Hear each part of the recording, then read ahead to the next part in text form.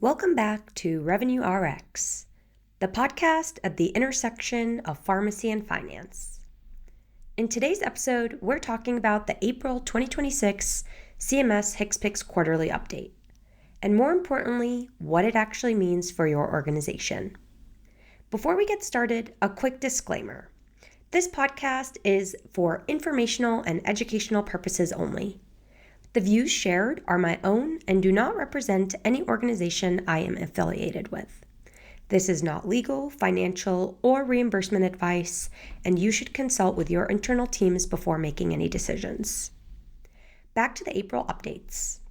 On the surface, the CMS HCPCS Quarterly Update looks like a routine file update, something that gets pushed through IT, loaded into the chargemaster or CDM, and reviewed after the fact. But that mindset is exactly where the gap is. This is not just a maintenance exercise. It is a reimbursement roadmap. The CMS quarterly updates are as close as you can get to looking into a crystal ball when it comes to where reimbursement is headed. Commercial payers often mirror the billing and reimbursement approaches established by CMS. Before we get into the specifics, let's break down my favorite files. Every quarter, CMS publishes a number of files, but the ones we will focus on are the ARP ANWEB HCPCS transaction, the Addendum B, and the NDC to HCPCS crosswalk, most specifically the ASP file. Let's start with the HCPCS transaction file, which is formerly known as the ARP ANWEB HCPCS transaction. Think of this file as your changelog. Every quarter, CMS updates HCPCS codes, descriptions, and payments. This file tells you exactly what changed.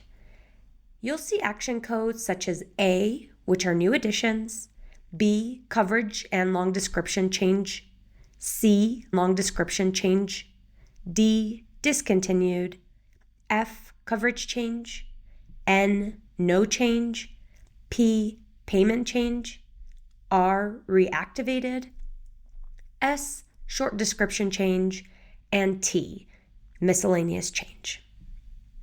This is your trigger. When you open this file, the first thing you should do is filter out the no change. This helps you focus on what actually will impact your health system. I also like to filter the file by codes which primarily start with J or Q. Before doing that, I'll quickly glance at the short descriptions to make sure that I don't miss codes like C9818, which is a new HCPCS code for suzetrigine. C codes are typically temporary codes which allow health systems to start billing for a new therapy. When I look at this file, I like to organize it by the change code. This allows me to organize the actions I will take next. If a new code is added, that means new build, not just building the code into your CDM or charge description master, but also connecting with the prior authorization teams to ensure the new code is built into their workflows and reauthorizing patients as needed. If a code is discontinued, that means cleanup. If a payment code is changed, that means your margins may have shifted. This file should drive your quarterly workflow with pharmacy, IT, and revenue integrity. The April additions, other than C9818, include J0463, which is for atropine. This product is a 505(b)(2) product. We'll talk more about 505(b)(2)s in a future episode. J1164, which is for diltiazem, also a 505(b)(2) product. J1553, immunoglobulin, brand name Yimmugo, also a 505(b)(2) product. J1098, which is artrocane ophthalmic drops. J3404, zopapogene. J8502, Aponvy. J9003, leuprolide injection, brand name Camcevi. J9183, gemcitabine. J9277, pembrolizumab. J9278, carboplatin. Brand name Avixa. J9601, linvoseltumab. Q0238, tocilizumab, AAZG.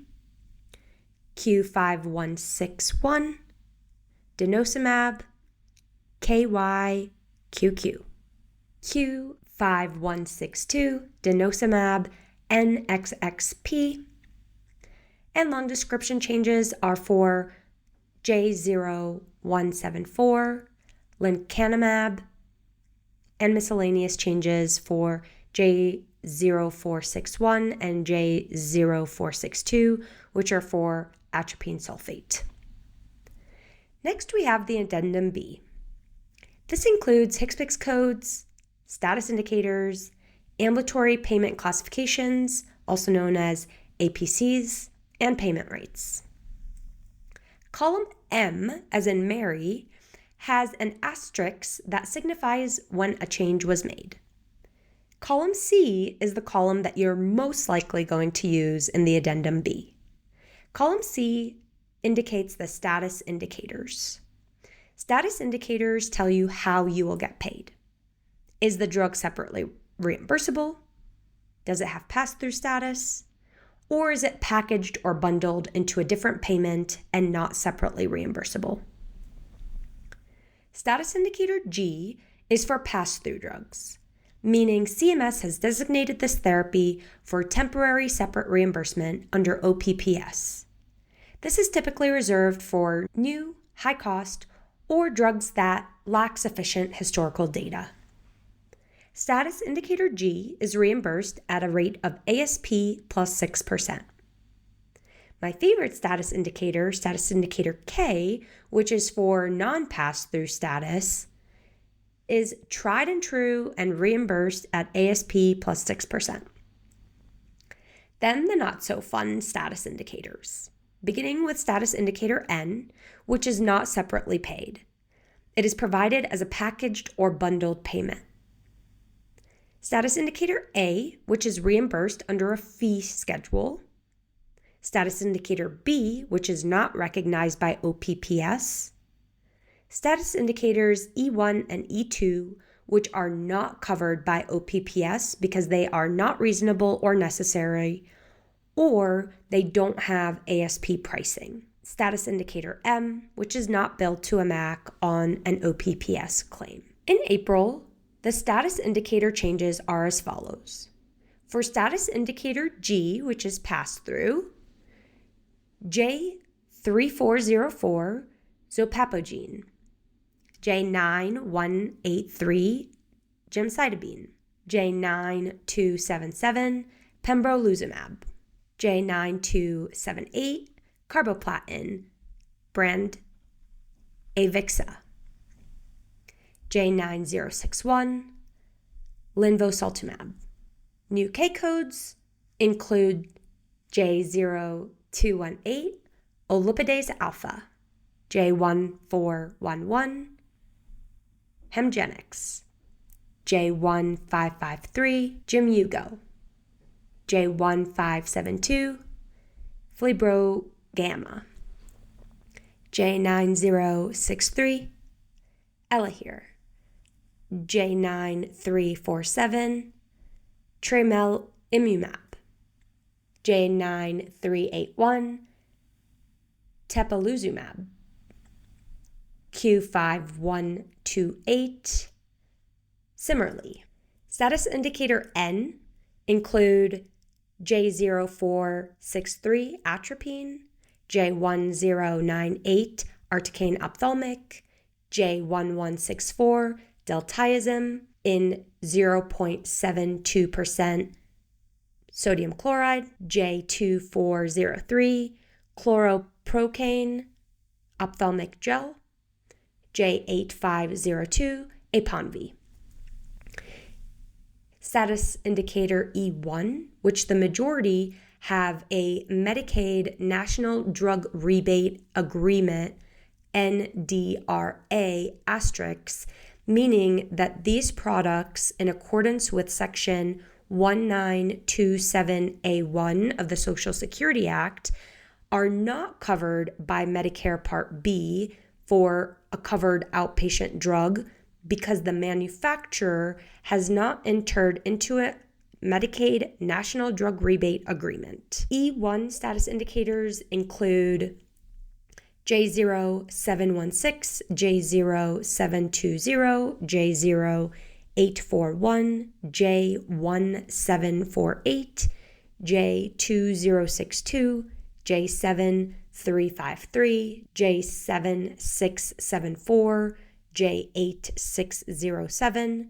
J9202, J9323, J9600, and status indicator E2 is J0993 and Q5161.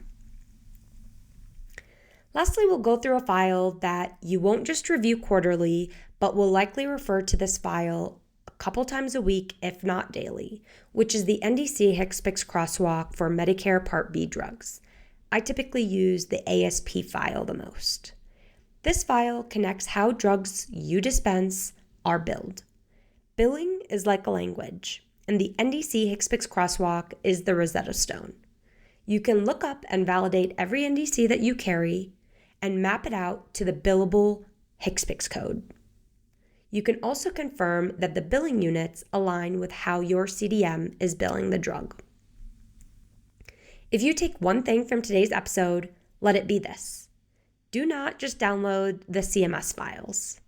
Turn these files into your playbook, because every missed update is a missed opportunity to protect your margin. Healing patients is the mission, protecting margin is the strategy.